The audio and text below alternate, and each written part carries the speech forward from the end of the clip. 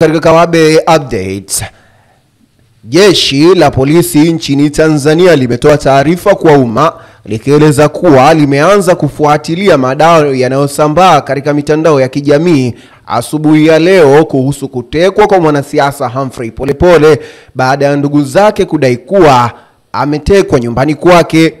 Kwa mujibu wa taarifa iliyotolewa na msemaji mkuu wa jeshi la polisi, taarifa hiyo ilikuwa inasomeka kama ifuatavyo: jeshi la polisi lingependa kutoa taarifa kuwa bado linaendelea kumsubiri ndugu Humphrey Polepole aripoti katika ofisi ya mkurugenzi wa upelelezi na makosa ya jinai.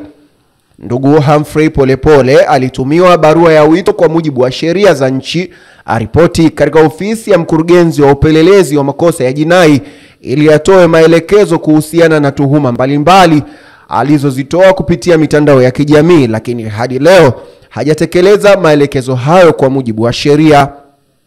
Jeshi la polisi limeona taarifa zinazosambaa kwenye mitandao ya kijamii na ndugu zake kwamba ametekwa na tayari tumeanza kufanyia kazi taarifa husika ili kupata ukweli wake. Imetolewa na msemaji wa jeshi la polisi makao makuu ya polisi Dodoma, Tanzania. Hii ni Kawabe Updates.